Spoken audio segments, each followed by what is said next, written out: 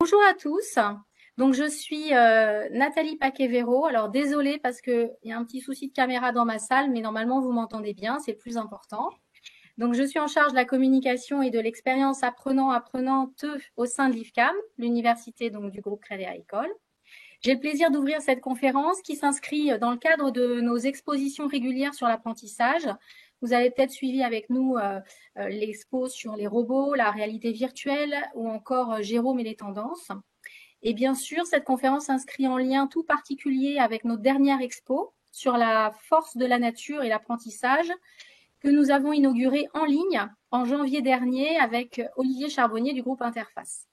Alors vous savez désormais que vous pouvez retrouver tous les contenus sur notre site IFCAM Showroom. Alors vous avez été nombreux à vous montrer enthousiastes sur le sujet en janvier dernier et parmi les retours très positifs que nous avons eus, nous avons repéré le vif intérêt de Denis Christol, car en réalité, il a produit de nombreux écrits ultra intéressants, souvent incarnés même, sur le sujet. Et on a donc décidé ensemble de monter cette conférence. J'en profite pour remercier ici mes deux collaboratrices qui ont contribué, Pauline Hubert et Dorothée Cavigno-Brosse. Il y avait beaucoup d'angles possibles à cette conférence, mais l'axe que nous avons retenu est celui des lieux, la force des lieux, à l'heure de la distanciation sociale, du confinement, du télétravail, des tiers-lieux, des réflexions aussi sur l'hybridation du travail, cela nous a semblé essentiel.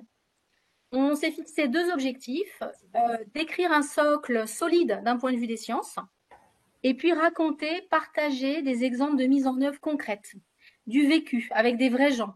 D'ailleurs, vous verrez sur la présentation, il y a des visages qui sont floutés, on n'a pas eu la possibilité de recueillir le droit à l'image de tous, mais c'est à dire à quel point c'est vraiment incarné. Alors, le chat est à votre disposition pour poser les questions qui vous viennent au fil de l'eau. Il y aura un temps pour y répondre. Vous pouvez aussi, avant de partir, nous faire part de votre avis, vos envies pour une prochaine rencontre. Voilà, profitez pleinement de cette bulle inspirante, coupez les téléphones, les boîtes mail et plongez avec nous dans un monde plein de ressources. Alors, Denis, je vous passe la parole dans quelques secondes. Juste le temps de préciser non pas votre long parcours de vie professionnelle dont je vous laisse le soin de révéler quelques éléments clés tant il est riche, mais plus simplement, quelques mots, j'ai envie de vous dire que vous êtes un passionné, un chercheur, un écrivain, mais aussi un homme de terrain. À vous, Denis. Ah, merci beaucoup, puis merci de la confiance que vous m'accordez. Moi, je suis très très honoré d'être avec vous sur un thème qui me tient de plus en plus à cœur, puisque ça fait partie maintenant de mes priorités de vie, de m'intéresser à la responsabilité sociétale de l'entreprise et aux questions de climat.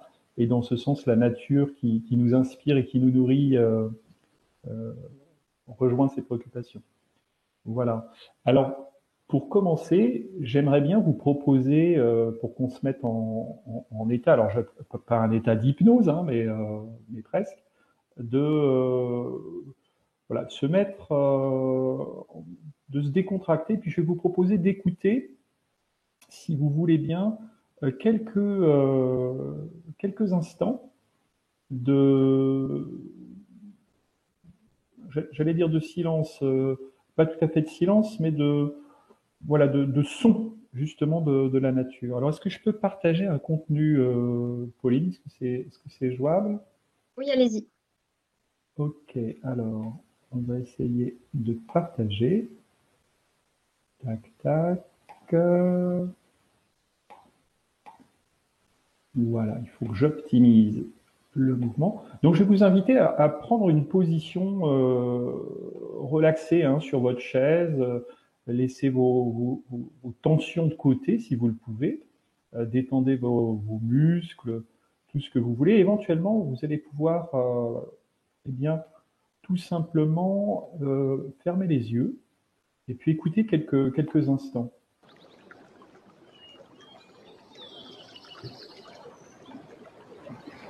Laissez-vous pénétrer quelques instants, quelques minutes, 1 ou 2 minutes, pas plus.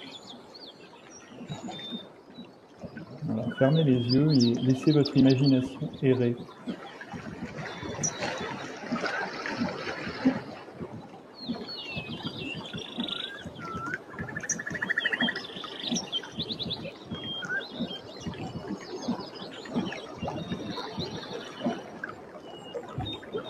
laisser les muscles se détendre complètement, les soucis tomber, laisser le lourd tomber et le léger remonter.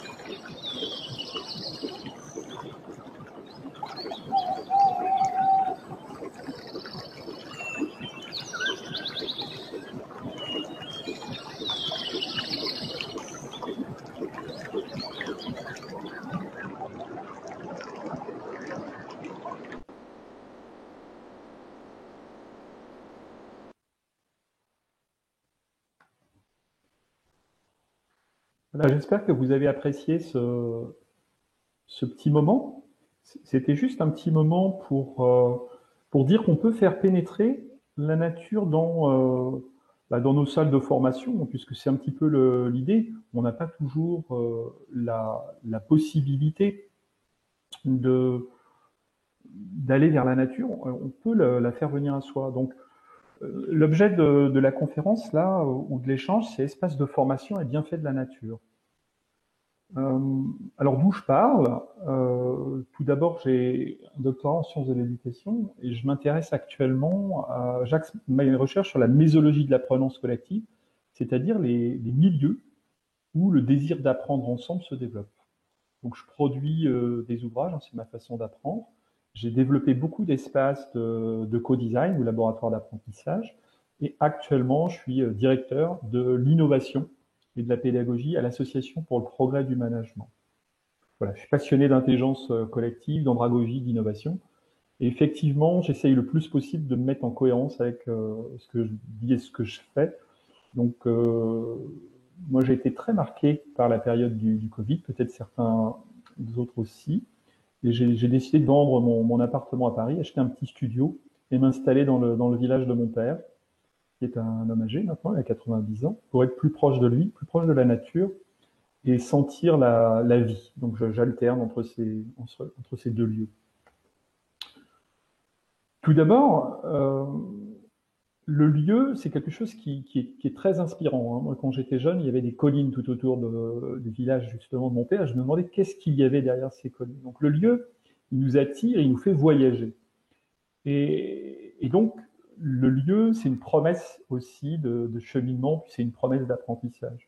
Je distinguerai trois types de lieux. Les lieux de savoir, comme des musées, des médiathèques, des espaces où les savoirs sont conservés, sont protégés. Les lieux de formation, qui sont des lieux explicitement et fonctionnellement organisés pour transmettre. C'est des lieux d'apprentissage.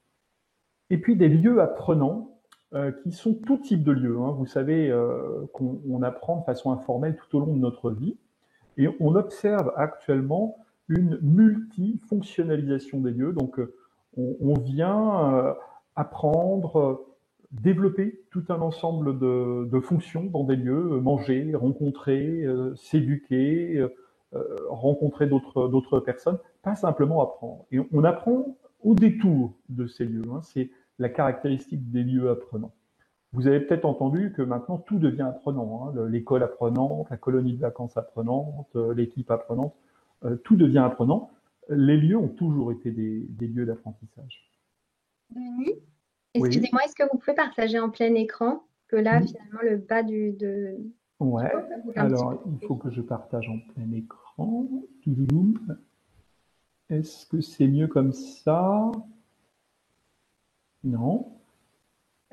Si, ça a l'air mieux. C'est mieux? On voit l'écran en entier. On voit l'écran en entier, tant mieux.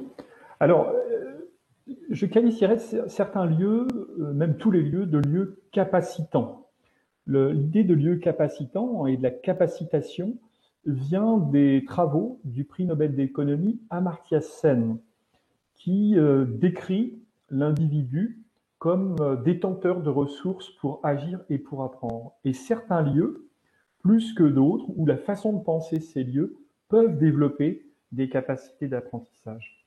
Je vous parlais de mésologie, c'est vraiment une dimension qui a été développée par Augustin Berck, qui est un géographe, et qui met en distinction l'environnement d'apprentissage, qui est comme un décor où on est posé pour apprendre, et le milieu d'apprentissage, qui est un écosystème que nous construisons nous-mêmes par nos déplacements, par nos mouvements, par la liberté de co-construire l'espace. Donc cette idée de milieu plutôt que d'environnement, eh bien, induit une façon de penser la relation au savoir où l'individu lui-même est beaucoup plus acteur. Ce qui signifie, pour l'ingénieur de formation ou pour celui qui pense les dispositifs de formation, de dire je ne vais pas mettre en place tous les objectifs, tous les contenus, toutes les séquences, toutes les durées, et je vais proposer quelque chose avec un cadre plutôt flou et une intention générale, charge à l'apprenant de construire lui-même son menu d'apprentissage. Alors ça peut faire un peu frémir quand on doit contrôler des budgets, des salles et des espaces, mais c'est un objectif de motivation et pas simplement un objectif de gestion qui est proposé. Alors, tout d'abord, je voudrais parler du génie du lieu et de son énergie, parce que les lieux ont des énergies particulières. On connaît l'intelligence collective, on connaît l'intelligence émotionnelle, l'intelligence artificielle. Il y a le Geni Loci, le génie du lieu. Tout d'abord, il y a l'énergie naturelle. Ça, c'est un cirque dans les Pyrénées, une région qu'on appelle des 12 lacs, et vous avez une puissance de la montagne qui est là. C'est l'expression de la force du vivant, des forêts, des cours d'eau, des sources, des rivières. Et on voit dans la sculpture des rochers toute l'énergie, tout le flux qui s'est mis, qui a transité à travers cet espace. Ces lieux puissants nous permettent de nous connecter à la nature et de réveiller quelque chose d'assez profond d'humain en nous. Quand il est possible d'aller sur ce type de lieu, alors c'est fantastique. Là, vous voyez ici une abbaye, c'est l'abbaye de Cluny, et il y a des lieux qu'on appelle des lieux plutôt spirituels, qui gardent une énergie spirituelle. Donc ce sont des lieux de prière, des temples, des cathédrales, des ashrams, des points de rassemblement immémoriaux, des points de passage qui poussent au recueillement, parce que d'autres sont passés avant et ont laissé des micro-traces. Ils ont laissé des flux, ils ont laissé des inscriptions, ils ont laissé des usures sur les marches qui nous interpellent et on se dit quelque chose de grand se passe ici qui me dépasse. Quelle que soit votre croyance ou votre religion, le fait que des milliers d'individus soient passés par là avant vous transmet cette espèce d'énergie. Il y a enfin des lieux qui sont des lieux d'énergie civilisatrice. Ici, j'ai mis une librairie, mais on pourrait imaginer un jardin, un musée, une ville, un village qui témoigne d'une organisation sociale. Là encore, il y a cette dimension du lieu où on se rassemble pour partager du savoir ou pour partager des liens avec les autres. Et simplement ces lieux-là portent ces énergies. J'ai enfin noté des lieux avec des énergies fonctionnelles, comme des salles de classe, des Fab Labs, des Learning Centers, qui sont dédiés à la production d'objets de savoir ou d'action.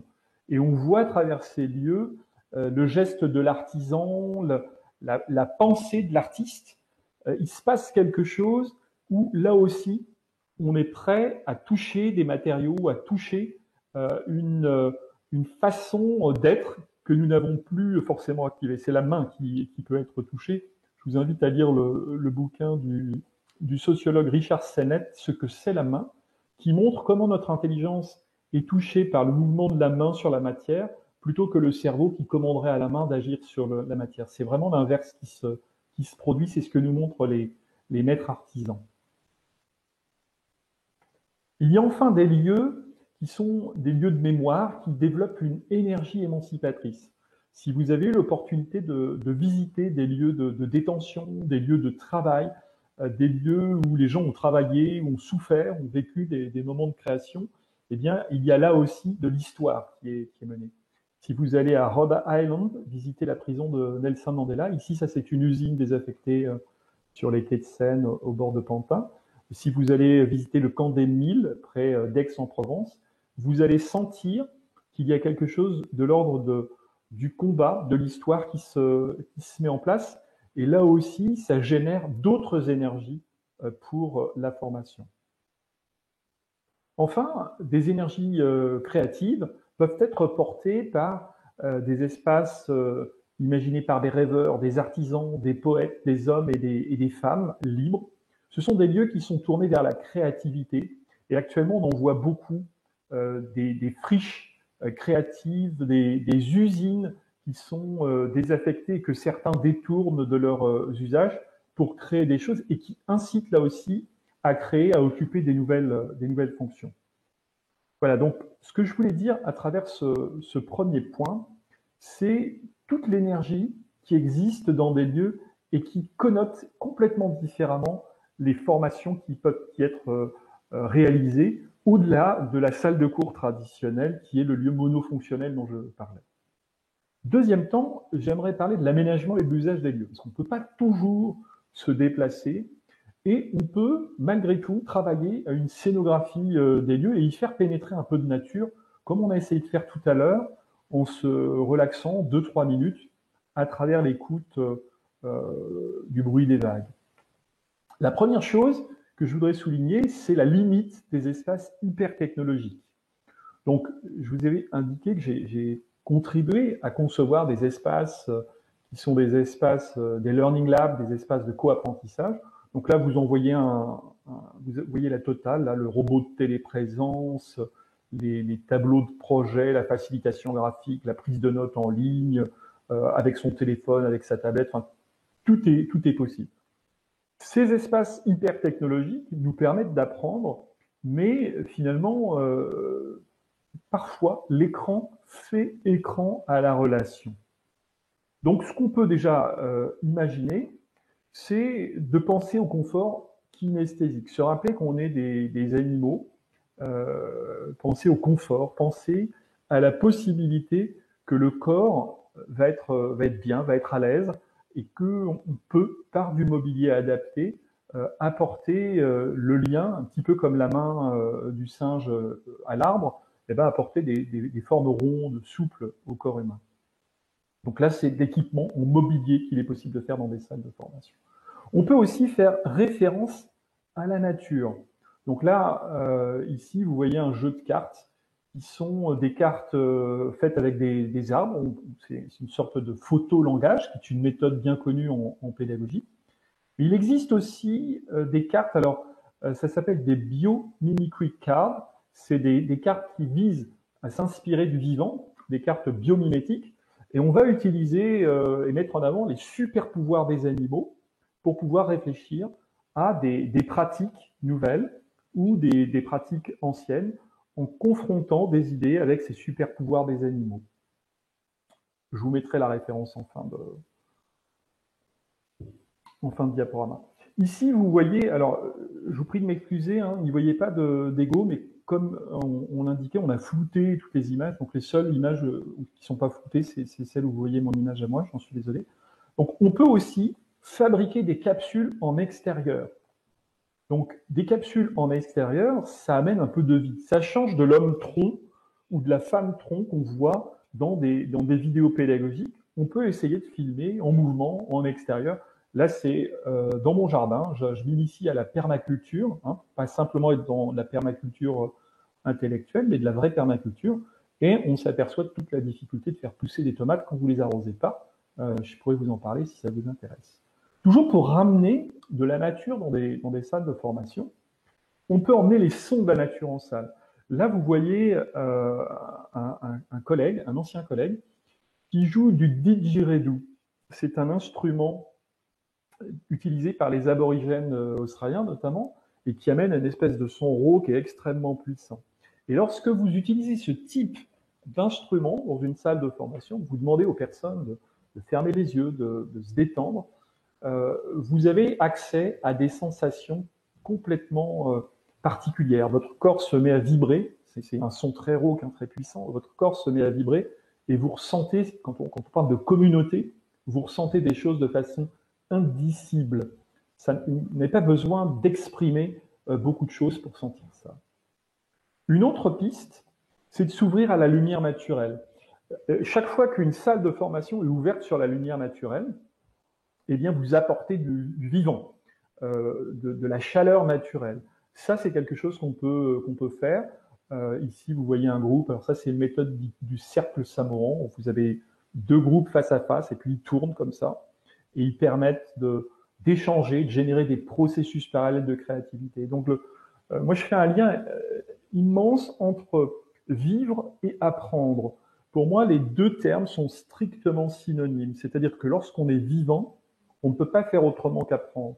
Et lorsqu'on apprend, on apprend parce qu'on est vivant. Et donc, il y a cette intelligence collective qu'on voit ici en mouvement, où on se laisse caresser par la lumière naturelle. Elle réveille de la vie en soi, et elle réveille du plaisir d'être ensemble. Et c'est ça qui me semble vraiment le plus passionnant en pédagogie. Scénariser la lumière, là on voit au fond un puits de lumière qui va être utilisé pour apporter justement quelque chose, y compris dans une salle qui peut être un petit peu obscure, un petit peu fermée. À chaque fois que possible, alors là c'est plutôt pour les gestionnaires ou les aménageurs de salles, c'est avoir des salles de plein pied. Ça n'est pas toujours possible, mais quand on a des salles de plein pied, on voit la nature et il y a quelque chose qui répond à notre besoin d'espace vert, voire d'espace bleu. Les aménagistes savent qu'un être humain a besoin d'espace bleu et d'espace vert pour se sentir bien. C'est un petit peu l'idée que lorsqu'on voit du vivant, on est plus vivant. Un petit peu comme le poisson dans l'aquarium du médecin, du dentiste, ça nous apaise. Ça fait circuler des énergies sans qu'on ait besoin d'en parler, d'en avoir conscience.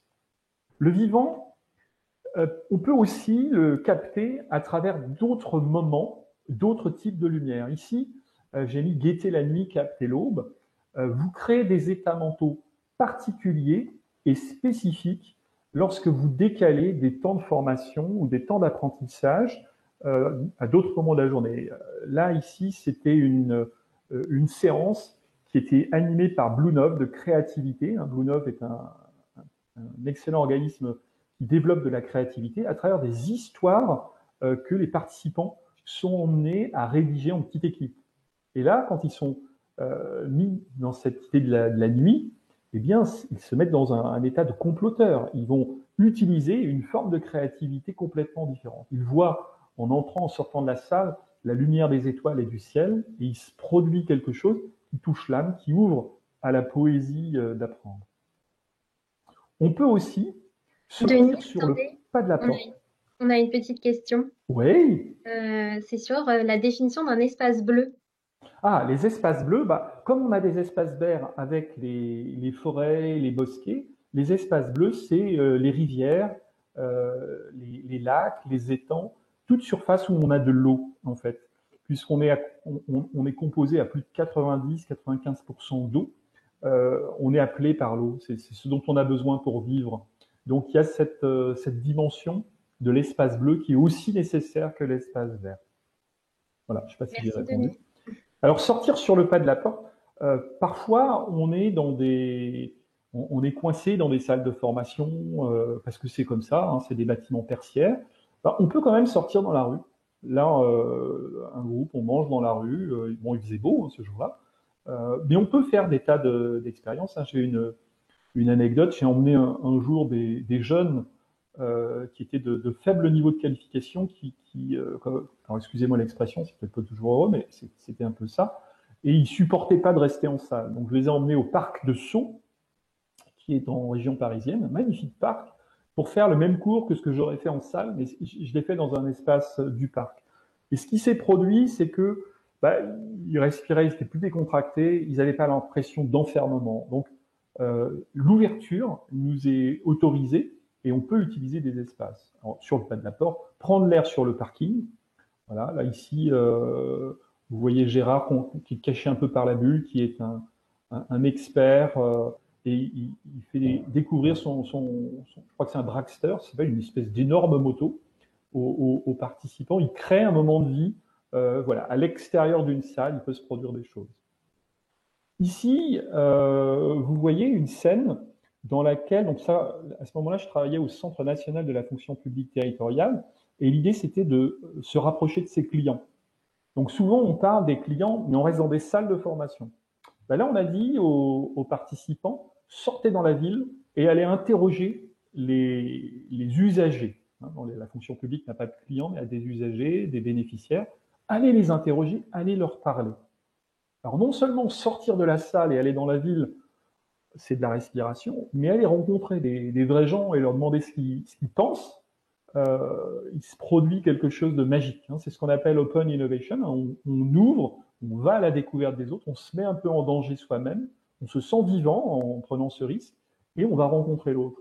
Et puis, au détour d'une rue, on voit le ciel bleu, on voit des arbres, on voit ici un magnifique bâti, là ça se situe à Cluny. Ici, vous voyez une pratique qui est développée par un cabinet canadien qui s'appelle Percolab, qui est une nacelle.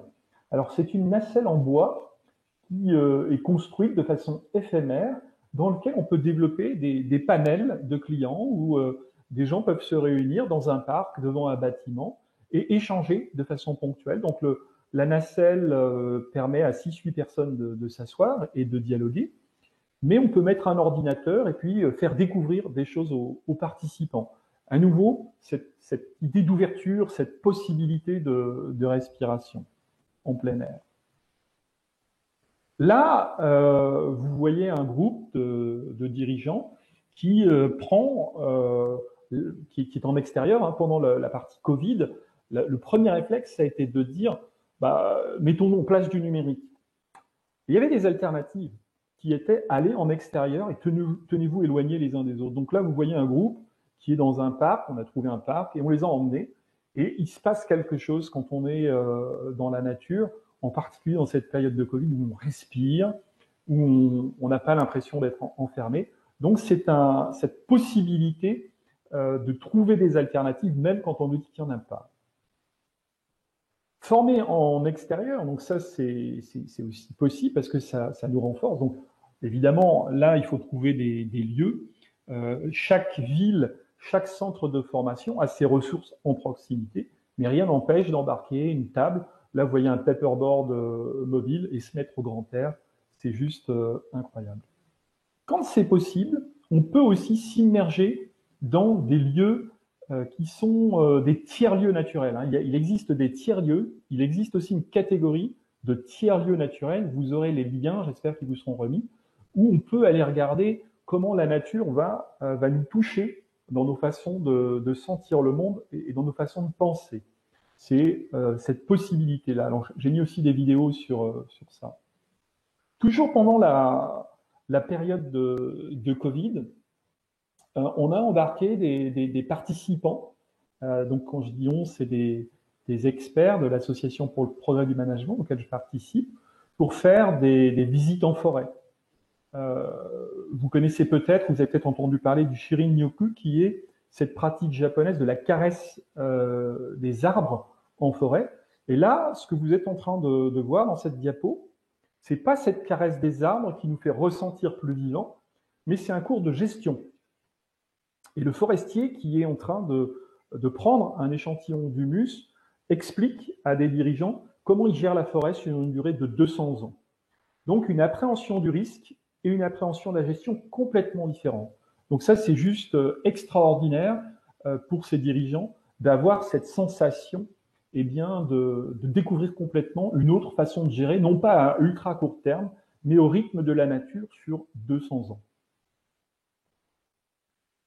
Une autre pratique qui a été développée toujours pendant la période de Covid, c'est le hors-lieu, ce que j'appelle le cheminement.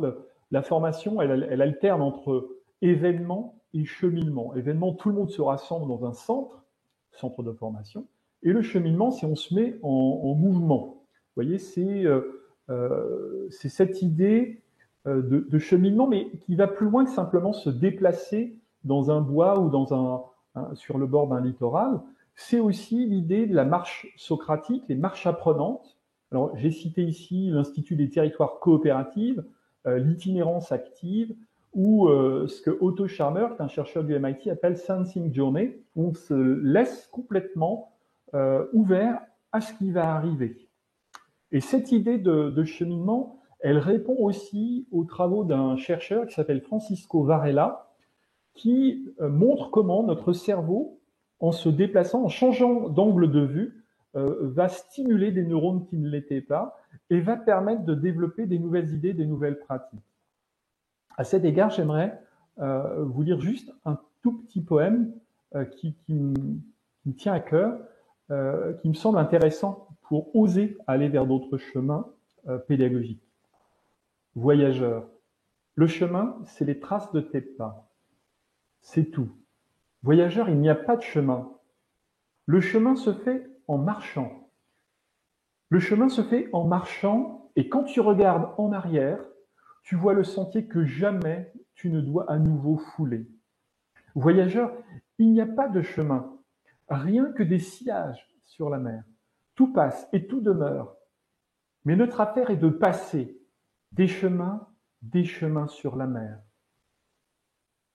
C'est un poème d'Antonio Machado qui nous interpelle sur cette exploration et que j'aimerais proposer aux participants qui sont amenés et invités à repenser la pédagogie. Et là, vous voyez un petit chemin qui est près de chez moi dans le parc régional du Haut-Languedoc, dans lequel, quand vous cheminez là, vous voyez des formes dans la nature. On appelle ça des paréidolies, c'est-à-dire des inspirations de visages, de végétaux, de formes presque anthropomorphes. Et ça nous amène à une sensibilité complètement différente que d'être plongé dans la nature.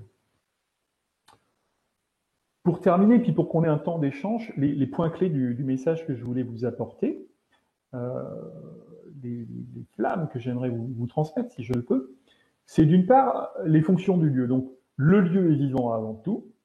Le lieu possède un rythme particulier. Alors, vous regarderez des time-lapse, qui sont ces vidéos où on voit des lieux en accéléré.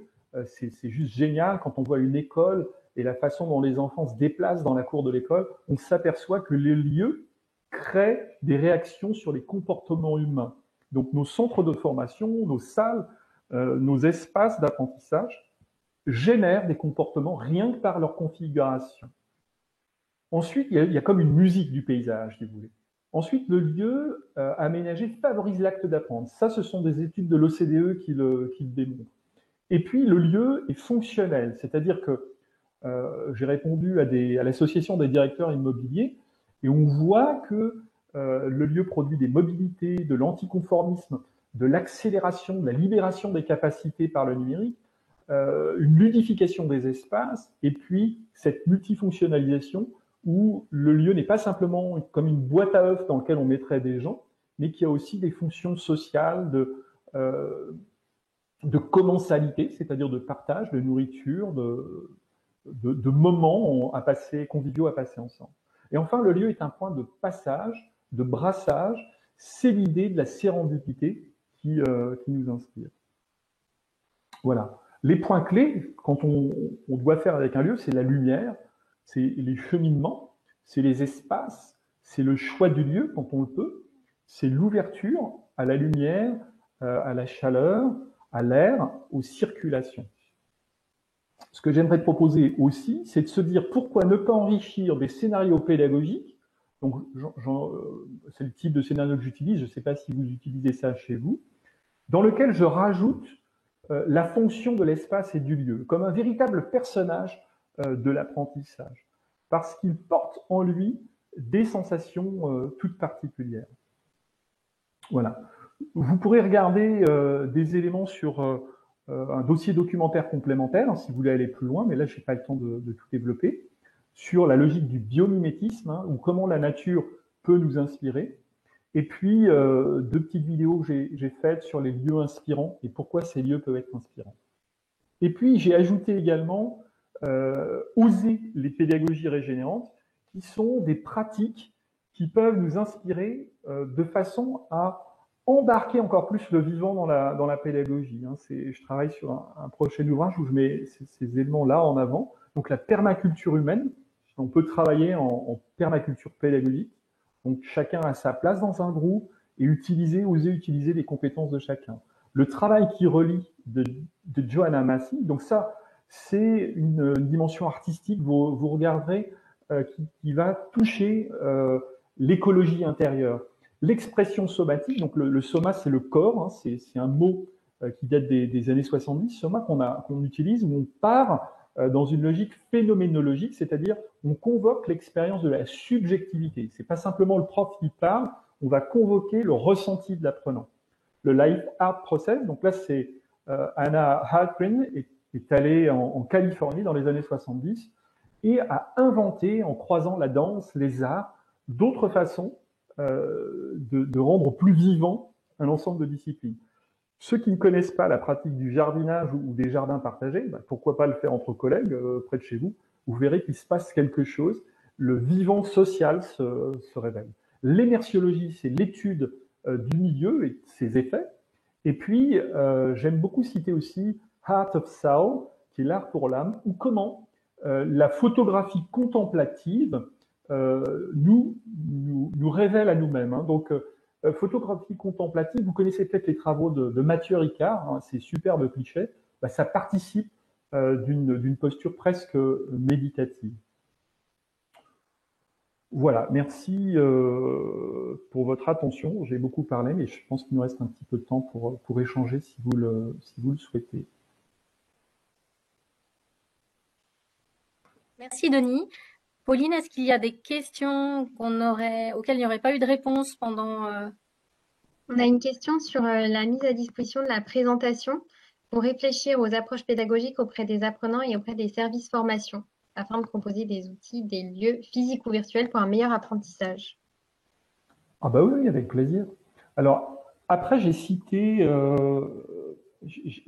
plusieurs pratiques, mais à chaque fois qu'on cite des pratiques, il faut plutôt essayer de les vivre. C'est pas simplement il faut essayer d'aller en profondeur dans ces pratiques pour pouvoir les maîtriser, essayer d'en faire quelque chose de fort pour soi. Il faut être en cohérence avec ces pratiques, il faut les ressentir pour qu'elles puissent véritablement toucher les autres. Donc avec plaisir pour donner les éléments, en vous invitant à les découvrir et à les creuser. Denis, tu nous avais parlé parlé de la marche socratique et Oui. je crois que tu as vécu justement, tu l'as vécu il n'y a pas si longtemps, il me semble. Tu m'avais parlé d'une marche avec des managers, il me semble me souvenir. Est-ce que tu peux redonner précisément cette expérience? Bien sûr. Alors, ça, c'était un moment extrêmement fort qui a été développé par une collègue. Cette collègue, elle développe un art du cheminement. Donc, elle est guide de moyenne montagne. Donc, c'est une qualification particulière. Et pendant le Covid, elle a proposé d'embarquer un groupe de participants. Et donc, on s'est retrouvés, alors là, on avait la possibilité d'être en extérieur au Pays Basque. Et on a commencé par d'abord se détendre notre corps, qui est souvent tendu, respirer. Et puis, on s'est mis en mouvement. Et on a utilisé les pratiques traditionnelles qu'on connaît en formation, comme des World Café, comme des temps de créativité en marchant. Donc on s'est mis en mode caravane, c'est-à-dire des petits groupes de 4-5 participants qui laissent des distances de 200 mètres, puis on a cheminé. Et chaque groupe travaillait ensemble, et puis on s'arrêtait, on faisait un grand groupe, soit on buvait un verre ensemble, soit on mangeait ensemble, on partageait, on remélangeait les groupes et on se remettait en mouvement. Et on a expérimenté comme ça des formes de coaching, de marche ensemble. Alors, ce qui est très intéressant quand on marche, c'est qu'on est côte à côte et donc on ne voit pas le visage de l'autre et on peut avoir une bulle très intime avec l'autre et dire des choses très profondes.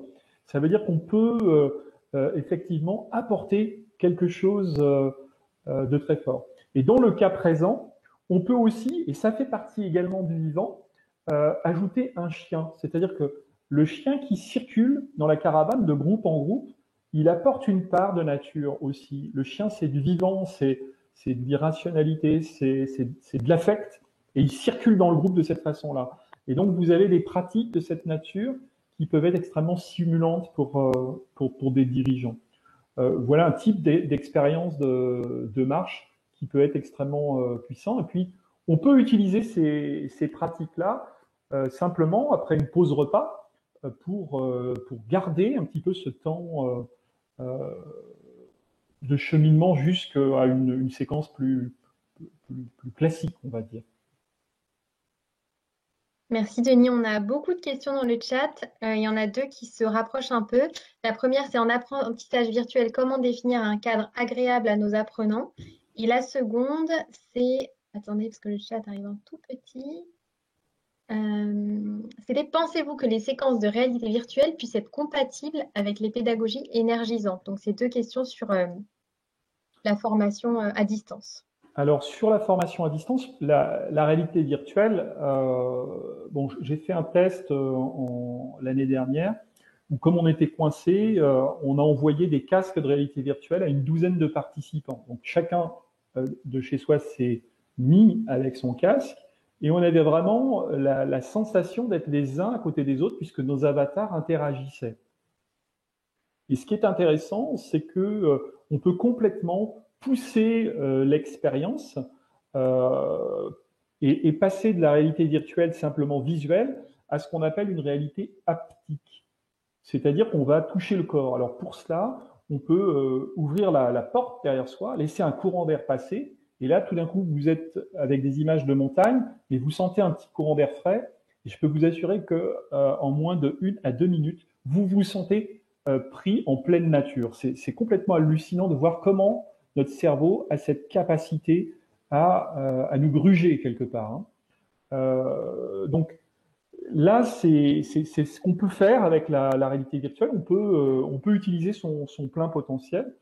Pour moi, ça remplace pas quand même la nature et puis ces bruits, ces sons, ces odeurs, même s'il existe de plus en plus des expérimentations en réalité virtuelle intégrant les odeurs et les goûts. Hein, on voit ces choses qui arrivent. Voilà, donc la réalité virtuelle, oui. Le numérique, oui. Je dirais en complément de ce qui peut se produire, on a des tas d'applications qui peuvent être utilisées avec son téléphone portable, qui peuvent nous permettre d'apporter, et là on parle de réalité augmentée, des informations à un cadre urbain ou un cadre naturel pour aller plus loin dans la compréhension des choses. Voilà, alors après, j'ai peut-être pas noté toutes les questions.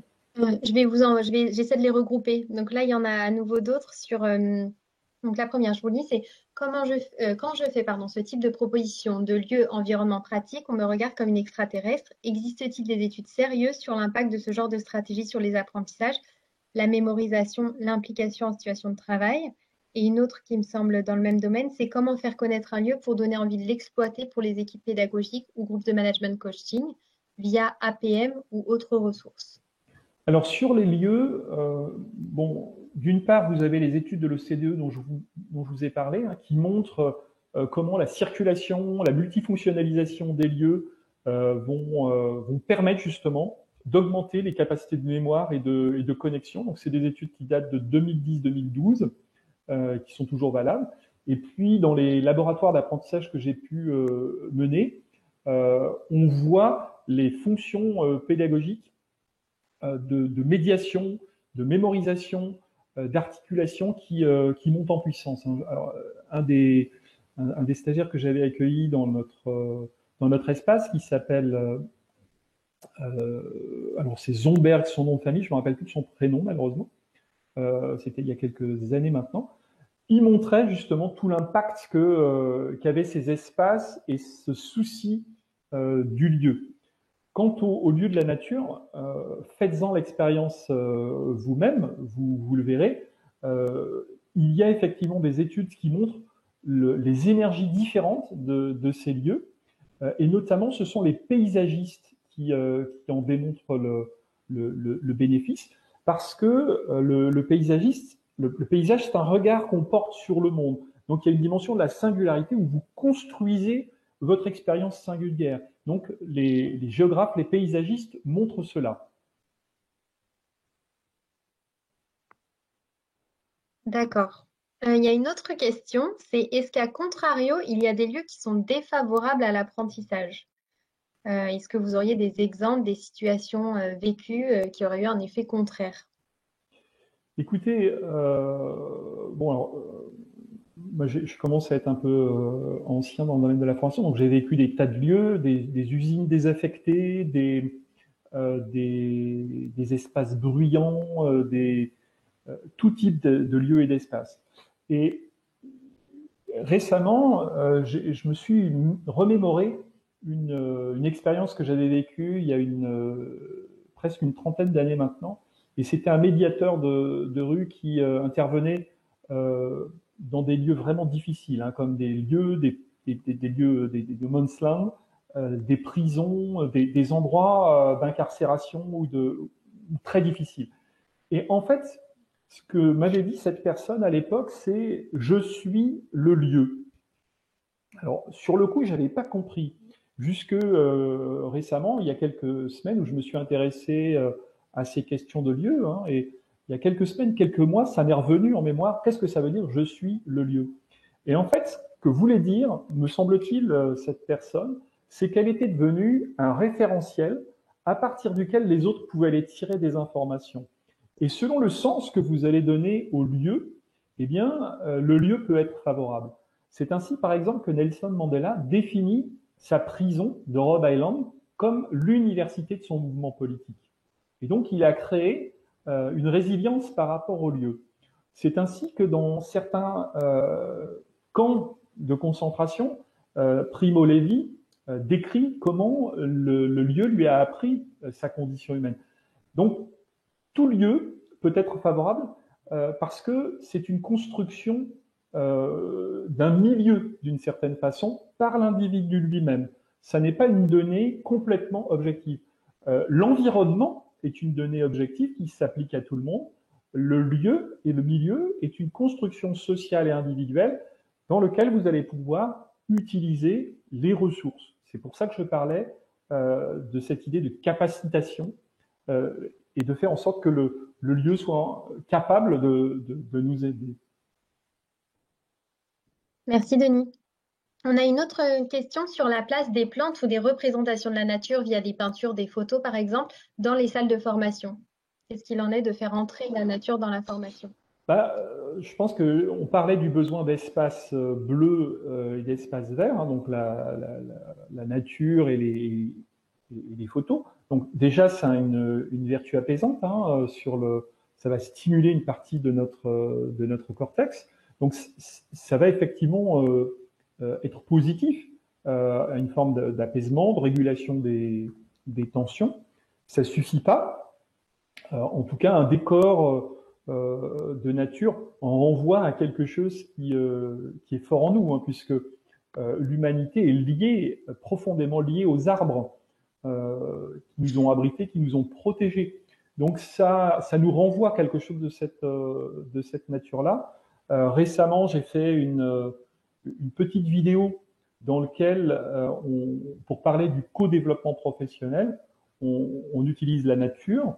Bon, je ne sais pas si on a du temps, je pourrais vous en présenter 2-3 minutes si ça vous intéresse, mais ça nous fait un bien énorme. Donc, si vous voulez, je peux vous passer 2-3 minutes de cette vidéo, si on a le temps. Là, on a encore pas mal de questions, mais si après on a le temps, ça serait super. Dans la continuité, il y en a deux. Donc, une sur la présence des animaux, est-ce qu'elle permet d'améliorer l'apprentissage, et une seconde sur le rôle de l'art et de ses représentations dans les lieux. Alors, est-ce qu'il y a des études sur le sujet? Les animaux permettent de calmer. On voit beaucoup d'exemples qui ont été menés dans les écoles où des enseignants amènent des lapins et ça crée un point d'attention pour les élèves et ça évite de la dispersion. On voit aussi des exemples dans lesquels ce sont carrément des chevaux qui ont été emmenés dans des cliniques ou des hôpitaux pour toucher les personnes âgées. Donc, il y a une charge émotionnelle extrêmement forte et un point de focalisation et d'attention qui limite la perturbation. Je vous parlais du chien qui circule dans le groupe en train de marcher. Là aussi, il y a un effet d'apaisement par cette présence animale. Donc, le vivant peut être emmené aussi par ces animaux qui nous rassurent et qui nous renvoient à un monde affectif. Nous sommes affectifs, hein, on est socio-affectifs. On n'est pas que des cerveaux à nourrir, on a aussi des émotions à nourrir et ce monde animal peut le faire. D'ailleurs, sachez que lorsque vous êtes adoptant de chiens d'aveugles ou d'animaux d'aveugles, vous pouvez venir au travail comme si vous étiez vous-même aveugle. Donc, on peut emmener ces animaux et ça va avoir cette vertu de calmer, d'apaiser. Et la deuxième question en lien, c'était sur le rôle de l'art ou des représentations de l'art dans les lieux. Est-ce qu'il y avait des études sur le sujet? Alors, j'ai pas vu d'études sur le sujet, mais il en existe forcément. Il est clair que l'art va stimuler l'imagination et c'est très intéressant à un moment donné où vous voulez quand on veut développer de l'innovation. On passe de logique, je dirais, de la projection à des logiques de l'imagination. La projection, c'est le monde dans lequel une étape A suit une étape B, puis une étape C, etc. Donc c'est un monde un peu linéaire. Et l'art nous amène dans le monde de l'imagination où on va accueillir le futur. Donc vous avez quelque chose qu'on appelle art thinking qui permet un petit peu comme le design thinking, on va utiliser des techniques de design pour penser. L'art thinking va nous aider à voir des formes complètement différentes, toucher notre sensibilité. Donc je n'ai pas d'études scientifiques là-dessus, mais du coup ça me stimule pour aller en chercher. Mais il y a un effet très puissant. Dès que vous avez une dimension esthétique, vous touchez quelque chose chez l'humain, c'est clair. Merci Denis. Il y a deux autres questions, donc c'est sur vraiment les lieux. Est-ce qu'il y aurait un recensement des tiers-lieux apprenants ou bien est-ce qu'au contraire tout lieu tiers-lieu peut être par définition apprenant? Et est-ce qu'il existerait une sorte de taxonomie ou de cartographie qui permettrait de choisir le lieu le plus adapté ou le plus efficace en fonction des objectifs pédagogiques ou de la thématique? Alors, les tiers-lieux, il y en a de plus en plus. Ils sont soutenus par des politiques gouvernementales en France, de façon assez forte. Donc, il en existe un petit peu partout. Ce qui est intéressant à travers cette idée de tiers-lieux, c'est la rencontre de publics qui n'étaient pas destinés à se rencontrer. C'est les énergies, c'est les odeurs, c'est les bruits différents d'une salle de formation traditionnelle. Par contre, je dirais qu'il nous faut un tiers chemin pour aller vers ces tiers-lieux parce que ça n'est pas forcément évident que d'installer un cours de finance ou un cours de gestion dans un lieu de cette nature. Quelle est l'intention qu'il y a en choisissant le lieu est une question intéressante à se poser. On a raisonné jusqu'à présent comme le centre de formation, un petit peu au centre de tout. Le tiers-lieu, on voit que c'est un lieu intermédiaire entre différents espaces qui prend une différente connotation. Donc, il existe effectivement des recensements de ces tiers-lieux. Ces tiers-lieux sont beaucoup soutenus par les conseils régionaux qui voient des outils de développement, par exemple, de la ruralité. Il y a des tas de lieux qui se mettent en place. Vous savez qu'en France, on est passé de 200 000 cafés, par exemple, à près de 40 000. Donc, il y a un besoin de lieux de rencontre. En l'espace de 20 ans, on a diminué le nombre de cafés considérablement. Parfois, le café qui était au coin de la rue est remplacé par une banque ou une assurance, mais il y a besoin de se sociabiliser. Bon, pourquoi pas imaginer que les banques soient ces futurs tiers-lieux où il se passe autre chose que simplement des actions financières et qu'on imagine du futur. Tout est possible, c'est question d'imagination. Comment on est en lien étroit avec nos clients. Et sur l'idée d'une taxonomie ou d'une cartographie, est-ce qu'il y aurait quelque chose? Alors, moi, je vous ai présenté 6 fonctions des lieux avec ces énergies spirituelles, ces énergies naturelles, ces énergies émancipatrices. Je ne sais pas si ça répond complètement à la demande de la taxonomie, mais selon ce que vous voulez obtenir comme effet, aller dans la nature si vous voulez vous ouvrir, vous reconnecter à votre nature profonde, aller dans des lieux de mémoire si vous voulez créer un sentiment de révolte et d'engagement, aller dans des lieux spirituels si vous voulez du recueillement. Je pense que ça peut répondre à cette question de la taxonomie. Il y a une personne qui a envoyé une cartographie qu'elle a trouvée sur Internet dans le chat. Ouais, bah oui, oui, oui. Non, Non, ça vaudra le coup de ouais, regarder. c'est chouette d'aller regarder ça. Il y a aussi des espaces de Fab Lab, hein, on peut les intégrer, des espaces numériques. La région Île-de-France repère des tas d'espaces numériques. Il y a les cafés associatifs, vous avez des fédérations de cafés associatifs où on voit des personnes qui se lient. Il y a également des cartographies d'incubateurs qui sont de plus en plus prisées, intéressantes pour faire se bousculer les imaginations. Alors, il y a une question sur comment développer des tiers chemins dans une université. Alors, c'est pas facile. C'est pour ça que je vous ai lu le poème d'Antonio Machado, parce que cheminer, il n'y a pas de chemin. Donc, il faut faire les choses. Il faut essayer, il faut faire des tests, trouver quelques personnes avec qui vous vous entendez, trouver des complices, et puis mettez-vous un petit groupe pour tenter des initiatives. Osez pousser un petit peu les portes. Alors, on vous opposera qu'il y a un problème d'assurance à faire sortir un groupe de stagiaires à l'extérieur. On vous dira que vous allez perdre du temps à vous déplacer. On vous dira que mais comment on va payer les repas, etc. On va vous donner tout un tas de raisons pour pas faire. Voyez ce qu'il est possible d'enfreindre, sans mettre en danger, bien entendu, la vie des participants, mais quelles sont les petites limites qu'on peut essayer de pousser pour créer du vivant là où les gens s'attendent à avoir un cours qui va se dérouler conformément à ce qui est pensé à l'avance. On arrive à la fin, donc je vais poser 3 dernières questions. La première, c'est une question pour savoir s'il y a des communautés d'échange de pratiques sur le sujet, soit sur les réseaux sociaux, soit lors de rencontres réelles. Je ne sais pas si ça existe. Alors, je sais que l'AFPA travaille beaucoup sur ces questions-là. Il y a des échanges informels qui peuvent exister, mais je suis pas sûr que ça soit structuré. Donc, par contre, sur les tiers-lieux, oui, il y a beaucoup de choses. Une autre question autour des compétences que doivent développer les pédagogues pour tirer parti de ces approches en lien avec la nature. Pour moi, il y a une logique qui est d'aller vers de la facilitation. Et comme je vous disais, je suis en train de structurer. Ces 3 dernières années, j'ai beaucoup réfléchi avec la question du Covid, comme beaucoup, au sens de ma vie, et puis qu'est-ce qui était important. Et donc, je travaille à intégrer cette dimension-là véritablement dans mes pratiques, dans ma façon de fonctionner. D'accord. Et la dernière question pour clôturer, c'est comment garder du flou, entre guillemets, dans les programmes et objectifs de formation, là où Calliope nous demande, je crois, l'inverse.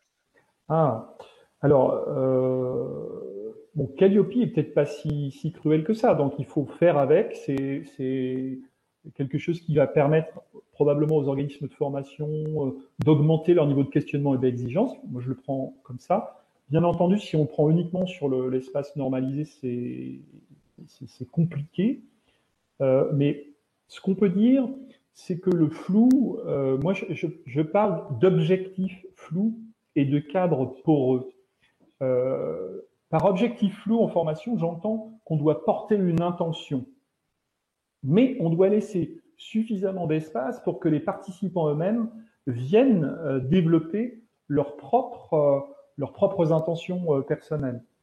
Et par cadre poreux, j'entends qu'on peut mettre un maximum de chaos dans un organisme de formation ou dans une proposition jusqu'à une certaine limite. C'est-à-dire qu'à un moment donné, l'institution va dire stop, c'est plus possible. Donc, il y a un test, il y a du dosage à faire. Il faut être solide pédagogiquement pour pouvoir construire ces réponses. Moi, je parle de sûreté ontologique, c'est-à-dire j'ai une sûreté dans l'existence, je sais pourquoi je fais les choses, donc je teste cela et j'ouvre des espaces de liberté, un peu à la façon de Carl Rogers, liberté pour apprendre. On ouvre ces espaces de liberté et de telle sorte que les apprenants, les formateurs puissent utiliser ces espaces-là. Ça veut dire qu'il y a une posture de facilitation, où on accueille le futur émergent de la part des facilitateurs, et puis une dimension de facilitation organisationnelle pour les dirigeants qui s'assurent de la sécurité et puis de l'atteinte des finalités, on ne fait pas n'importe quoi, mais qui laisse un petit peu de latitude sur les moyens, sur des tests. Donc, commençant par des petits tests, ça fonctionne pas mal. Merci beaucoup, Denis. Merci à tous les participants pour les questions qui ont été posées. Je vous remets dans le chat le lien vers notre site showroom, là où on héberge les différentes expositions dont Nathalie vous a parlé au début, dont l'exposition qu'on a fait sur la nature en début d'année. Donc, n'hésitez pas à le consulter. Alors, attendez, je vois que je l'ai partagé qu'en privé, donc je recommence. J'ai mis aussi la vidéo que j'ai pas pu vous présenter, qui donne un petit peu cette dimension. Donc, vous verrez, c'est la métaphore de l'arbre pour parler du co-développement professionnel. C'est on touche à travers le sensible. C'est ce qu'on a voulu mettre en place. Merci beaucoup, Denis. À très, très bientôt sur ce beau sujet, j'imagine. On a hâte de lire vos prochaines Je bosse, publications, articles, livres. On voit bien que voilà, ça va être un long chemin pour vous, nourrissant, mais en tout cas, voilà, je retiens le chemin se fait en marchant. Ça a été un beau moment avec vous sur ce sujet. Donc, merci beaucoup à tous. Je vous remercie beaucoup. Et merci, Denis. Au plaisir. Au revoir.